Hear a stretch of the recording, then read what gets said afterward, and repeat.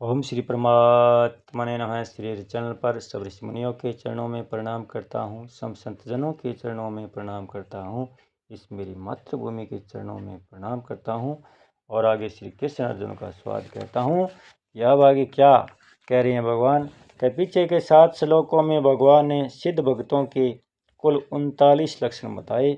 अब आगे के श्लोक में भगवान अर्जुन के प्रश्न का स्पष्ट रीति से उत्तर देते हैं। क्या देते हैं?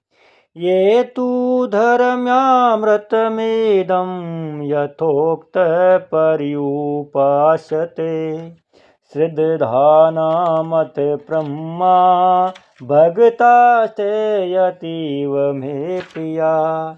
परंतु जो मुझ में श्रद्धा रखने वाले और मेरे परायण हुए भगत इस धर्म अमृत का जैसा कहा है वैसा ही भली भांति सेवन करते हैं, वे मुझे अत्यंत प्रिय है।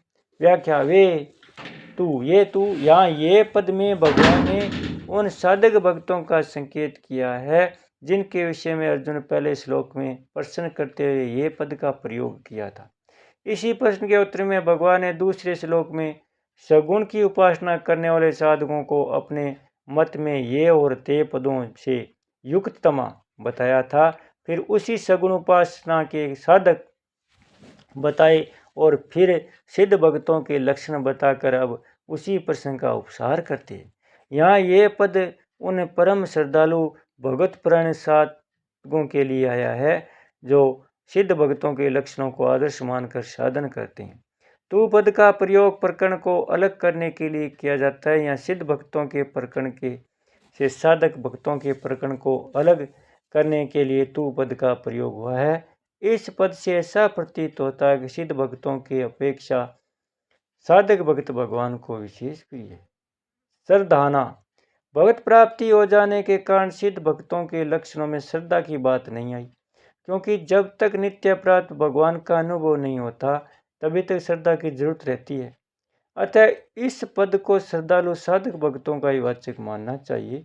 ऐसे श्रद्धालु भक्त भगवान के धर्म में अमृत रूप उपदेश को जो भगवान ने 13वें से 19वें श्लोक तक कहा है भगत प्राप्ति के उद्देश्य से अपने में उतारने की चेष्टा किया करते हैं। यद्यपि भक्ति के साधन में श्रद्धा और प्रेम का तथा ज्ञान के साधन में विवेक का महत्व होता है, तभी इसे यह नहीं समझना चाहिए कि भक्ति के साधन में विवेक का और ज्ञान के साधन में श्रद्धा का महत्व है ही नहीं। वास्तव में श्रद्धा और विवेक की सभी साधनों में बड़ी आवश्यकता है। विवेक होने से भक्ति साधन में तेजी आती है। इसी प्रकार शास्त्रों में तथा परमात्म तत्वों में श्रद्धा होने से ही ज्ञान साधन का पालन हो सकता है। इसलिए भक्ति और ज्ञान दोनों ही साधनों में श्रद्धा और विवेक सहायक है। मत परमा साधक भक्तों का सिद्ध भक्तों में अत्यंत पूज्य भाव होता है। उनकी सिद्ध भक्तों के गुणों में श्रेष्ठ बुद्धि होती है, अतः वे उन गुणों को आदर्श मानकर आदरपूर्वक उनका अनुसरण करने के लिए भगवान के परायण होते हैं। इस प्रकार भगवान का चिंतन करने से और भगवान पर निर्भर रहने से वह सब गुण उनमें स्वतः आ जाते हैं। भगवान ने 11वें अध्याय के 55वें श्लोक में मत परम पद से और इसी 12वें अध्याय के 6ठे श्लोक में मत परापद से अपने परायण होने की बात विशेष रूप से कहकर अंत में पुनः उसी बात को इस श्लोक में मत परमापद से कहा है। इससे सिद्ध होता है कि भक्ति योग में भगवत परायणता मुख्य है। भगवत परायण होने पर भगवान कृपा से अपने आप साधन होता है और एक साधन के विघ्नों का नाश होता है। धर्म्यामृतमिदं यदोक्तम सिद्ध भक्तों के 39वें लक्षणों के 5वां प्रकरण धर्म्य अर्थात धर्म से उत्प्रोत है। उनमें किंचन मात्र भी अधर्म का अंश नहीं है। जिस साधन में साधन विरोधी अंश श्रोता नहीं होता वह साधन अमृत तुल्य होता है। पहले कहे हुए लक्षण समुदाय के धर्म्य होने से तथा उसमें साधन विरोधी कोई बात न होने से उसे धर्म्यामृत संज्ञा दी गई है। साधन में साधक विरोधी कोई बात न होते हुए भी जैसा पहले कहा गया है ठीक वैसा का वैसा धर्म में अमृत का सेवन तभी संभव है जब साधक का उद्देश्य किंचन मात्र भी धन मान बड़ाई आदर सत्कार संग्रह सुख भोग आदि न होकर एकमात्र भगवत प्राप्ति ही हो।